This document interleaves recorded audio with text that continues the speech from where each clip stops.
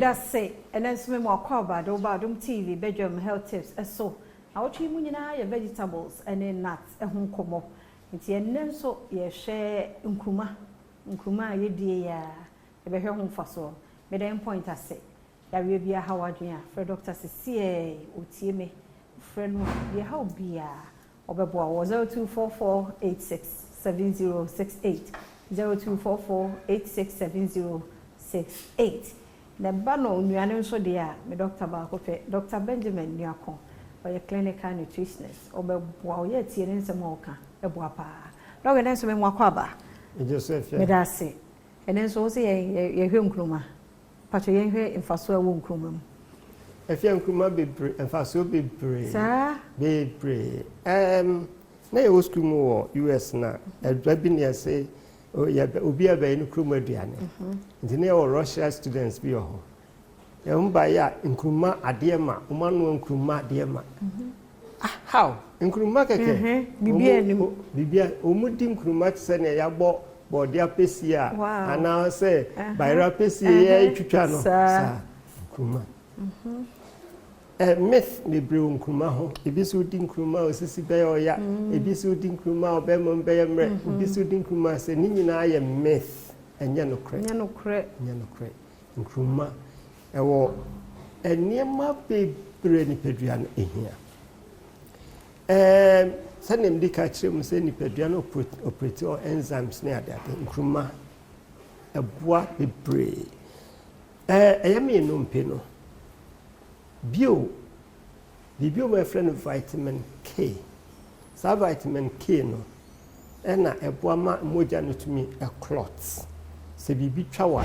Anya sanka obebili dia ewu. Okay. Nti vitamin K no ena eboa ma se bibi twawa etimi moja no bakakra na a clot no. Nkruma bebreu. Okay. Nkruma eyema ye joint ni nyina ekoto dwani ba joint pains ahoro ni nyina. If you are here, a stream, ne bonko fi dua by running cats and Sanya Manemina, Kutopa, Umadian Dipa and Habama Nkruma. Nkruma ya dear, a Yamay.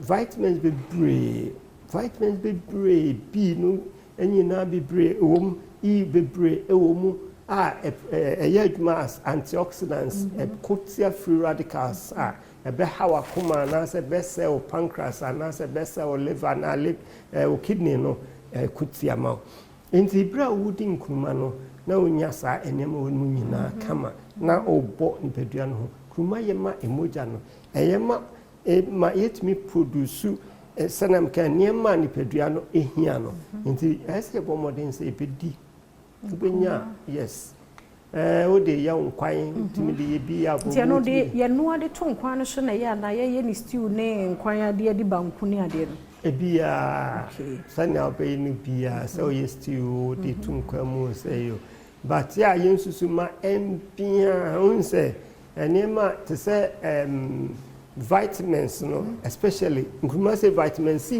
papa vitamin C nsusu ekeja cha na eswate bi okre chepa etimi free mo the vitamin C content won kruma mu no high very high and then vitamin C nso cells mint eno na kika cells ni nyina ebo ma dey bi mo friend collagen sa collagen no na kika cells ni nyina bo mi fast collagen ni ho anompe no emunya problem nti wudin kruma eboa onompe pa folic acid nkruma mu eno so boa ema ti opinfo bia betumi so din kruma pa folic ko wona dum a hwa den de kasa bebre and sometimes we can say or myth bebre we can say bebre a ebi cross wo dia benya koko ene ade enye no kre na mama number na infancy o chira nyame yadoma ya to so 055 333